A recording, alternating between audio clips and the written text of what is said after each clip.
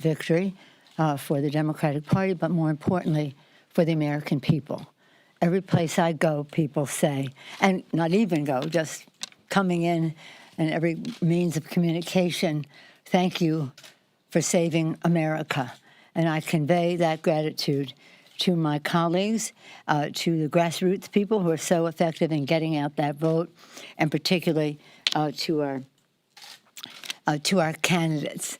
They have the courage to run, the stamina to win, and they are here now in what is one of the most transformative new body of members of Congress in our country's history. The biggest victory for the Democrats since 1974, when the Watergate babies came in. I don't know if this Congress will name itself, but we're almost close to 60 new Democrats, around 40 in the red to blue. We're just waiting for some final results from California, Georgia, Maine, Texas, those places where we have are still question mark, even New York State. But we will win 40. We'll win 40 seats. It may be a net of lower because of 2 seats that we did not win that are our own seats, but we'll see what the number is. But I think I should have said from the start that winning 23 seats in a voter-suppressed, gerrymandered map was a wave. I always knew we would win that, but now getting up to 40, that's really a very big, almost a tsunami. I don't know. We'll see. The thrill of it all is that half the new members in our Democratic class are women. One on the Republican side. Happy for that one person, but sad to say, just one. We're on a track to, again, it's transformative. They will decide what their priority is. They've given us one already, and I'll talk about that in a moment. But they will decide how they want to proceed, what they want to proceed with, and the manner in which they do that. They are entrepreneurial, they are enthusiastic, and they want to make progress for our country. And we want them to do so in the most open Congress. The American people talked about a better deal, and then we talked about a for the people agenda. For the people, we will lower health care costs, we will grow the paychecks, and we will bring integrity to government. And to that end, this group has decided, 100 candidates wrote and said they wanted H.R. 1 to be our priority and our agenda as we go forward.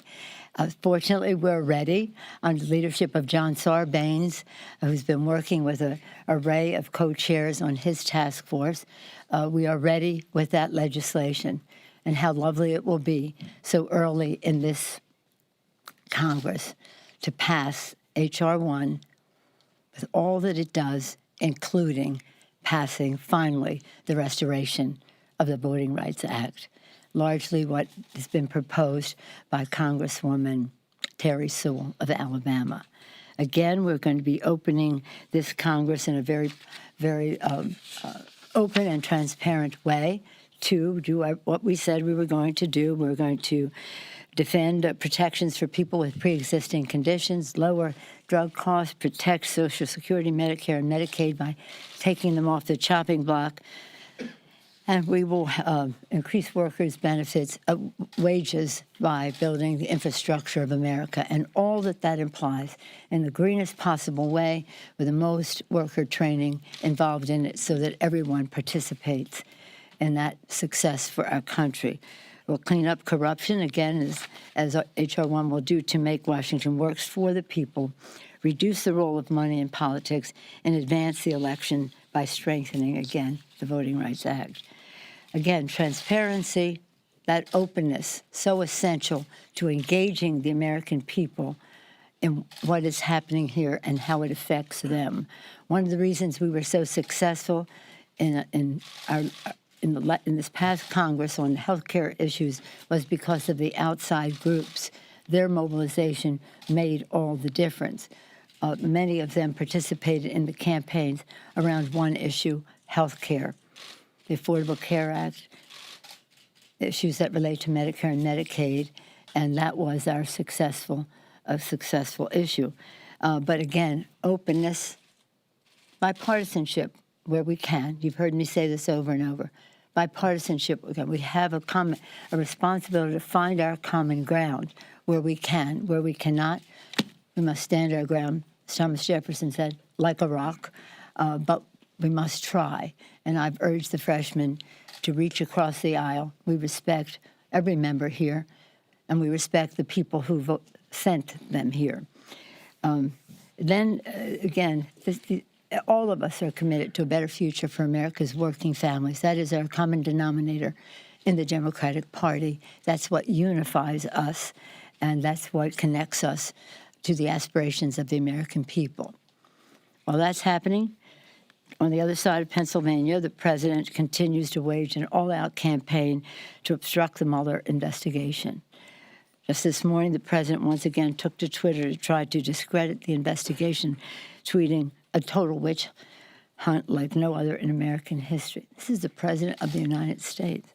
President Trump installed Matthew Whitaker as acting AG for one purpose: to end the investigation. There's bipartisan consensus that this appointment violates the Appointments Clause of the Constitution, which trumps any statute that the administration lawyers have cited. As George Conway and former Solicitor General Neil Katyal wrote in New York Times, Mr. Whitaker's installation makes a mockery of our Constitution and of our founders' vision. Bipartisan. House Democrats demand once again that in our negotiations on the omnibus bill, that the GOP leadership join us, including language that would say the special counsel to protect any special counsel. The special counsel cannot be fired without cause. He or she would be granted a 3-judge appeal panel. If fired, could only be removed by a Senate-confirmed AG, replaced by a Senate-confirmed Attorney General or top Senate-confirmed Justice Department official. This is very important. Whitaker would not qualify because such an appointment must be made by someone confirmed by the Congress, by the Senate. That's a fact, and now it has to be reemphasized. And then, very importantly, the preservation of all the documentation so that the people can know the truth. I don't know if you saw an op-ed the other day by former Leader Frist, former Leader Daschle, jointly, Democrat and Republican, saying that the Starr documents were released. The Starr report was released. Big vote in the Congress to do so. So, too, should the Mueller documents be released. Any questions? Yeah. Yes, sir. I wanted to ask you, you have plans to start a climate panel in the next Congress. There's been some pushback from chairmen of committees on that idea. Are you still going to go forward with that idea? And what do you think of their criticism that they should be left to do in climate legislation? Well, as you may not recall, but I will remind, when I was Speaker of the House, the climate issue was my flagship issue. With President Bush in the White House. By the time President Obama came, we all moved to health care, of course, but it was my flagship issue. We established a special select committee that you reference for now, headed by Ed Markey of Massachusetts, who did a spectacular job of shining the spotlight on the crisis that our planet is facing, and to do so in a way that had full documentation from the generals as how this was a national security issue, from health care providers that this was a public health issue, clean air, clean water, on our economy, that we must remain preeminent as number one in the world on green technologies, and fourth, that it is a moral issue. If you believe, as do I, that this is God's creation, and the evangelicals certainly do, and that we must be good stewards, then we must act upon it. Even if you don't share that religious belief, if you understand that we have a moral responsibility to the next generation to pass the planet on in a responsible way. But it's urgent. It was urgent when we established it in 2007, even more urgent now. It's always been a challenge with the standing committees, and we will have conversations about some of the objections they may have, but there is tremendous interest on the outside for us to return to that place where the climate issue is preeminent. Part of it would not, what we did then was, under President Bush, we passed the biggest energy bill in the history of our country. Do you have water? Some water? The biggest energy bill in the history of, the biggest energy bill in the history of our country, like taking, thank you, tens of millions of cars off the road. Much of the authority used by President Obama in this regard stemmed from that legislation. So it was very important. It was bipartisan. He wanted nuclear. I wanted renewables. We came to agreement. Again, we have to sit down with our ranking members. But I do believe the array of ranking members has broadened since then, because not only is it energy and commerce, for example, one particular that you probably referenced, but also Homeland Security, because this has become such an issue hitting home by way of hurricanes, forest fires, so many different ways, so natural disasters affecting people so very directly in their lives.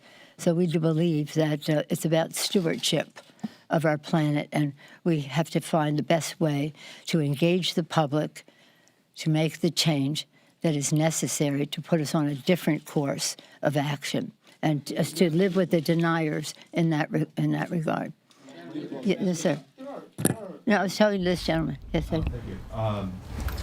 What are you telling freshman members who talk districts who said they wanted leadership change? What can you offer them to try to convince them that you're for? And might you back primary challenges from different safe districts that vote against? I always have. I was largely responsible for most of the resources that went into those campaigns. So that didn't matter to me. I just said, just win, just win, baby. Does anybody else have a question in this regard? Because I'm only going to answer it once. Just pop them out. Pop them out. There are at least 17 members who have signed a letter saying they will not support you on the floor. Have you seen the letter? I've not seen it. You haven't seen it. Okay. You haven't seen it. Okay. So there are more apparently who are willing to vote no. You've expressed total confidence. I have it. I do. Okay, next question. How can you Anyone feel else in your conference or in your caucus capable of taking on Certainly. the job? Yes, this will be allowed. Would you accept Republican help to win the gavel, or Oh, will you please. allow winning No, all those? never. Will you commit Never. Come on. Bottom line, Madam Leader, Okay. if the election were held today on the House floor, do you have the votes to be elected Speaker? Yes. Okay. Now let me just get back to your question. Now that's the array. I'm not. We got. Listen, this is what we have. We have a farm bill that we have to deal with. We have Me Too legislation we'd like to get passed here. We're trying to pass an omnibus bill so that we don't have any question about shutting down government. There are issues that relate to the veterans affairs and lawsuits that are happening there. We have the Mueller language that we want. We're still. I have a day job here that is different from just what's happening on the political side. We're just very excited about the size of our victory. I would say to you, I've always supported it. It doesn't matter to me whether they support me. What matters is that they support a democratic agenda to make progress for America's working families, and they all spoke out beautifully for the people. Healthcare, healthcare, healthcare, like a jackhammer. That's what's important. And then what was yours? And we'll come back to the omnibus. I would never. I intend to win the speakership with Democratic votes. If that was your question,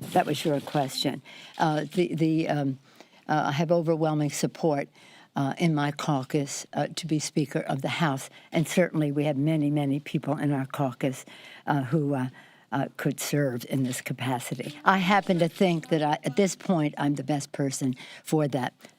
I've answered 1, 2, 3, 4, 5, 6 questions. Now you want to ask about the omnibus? Thank you. You mentioned the language about Robert Mueller and the omnibus. You mentioned California wildfires earlier. Yeah. What are the other policy asks and red lines do you as we go into this one? All right, you've been listening to a live press conference there delivered by Nancy Pelosi. A couple of things that Nancy Pelosi said in this press conference that are relevant to the things that we've been talking about all week long in the wake of the midterm elections. Number one, she called the election of several Democrats to the House of Representatives, including a few that were just won over the last 24, 48 hours. She's calling it now a blue tsunami. She expects that the Democrats will be able to pick up a couple of more seats, which may bring the number of seats picked up in this midterm election to very close to 40, according to Nancy Pelosi. The other thing that she mentioned, she referenced the appointment of Matt Whitaker as acting Attorney General to the United States as unconstitutional, and she referenced George Conway and Neil Cattell. Neil Cattell is a former Solicitor General. He, along with George Conway, who we will remind you is the husband of advisor to the President Kellyanne Conway, wrote an op-ed saying that the appointment of Mr. Whitaker is indeed unconstitutional. Nancy Pelosi saying that they're going to be looking into that once they take their seats in January. And finally, she was asked by our own Ed O'Keefe, who is sitting in the front row there, whether or not she has the votes to become the next Speaker of the House of Representatives. She answered simply yes. Ed is there. We'll talk to him a little bit later if she breaks more news. We are also tracking the wildfires that are devastating parts of Nancy Pelosi's states. She did address that at the top of her remarks to the press. We're going to be talking to our reporters who are on the ground there, as well as this live shot outside of the Capitol building where you can see it is snowing right now, and it is almost set to begin here in New York City, a winter storm in November. We'll have more news on that after the break. Stick around.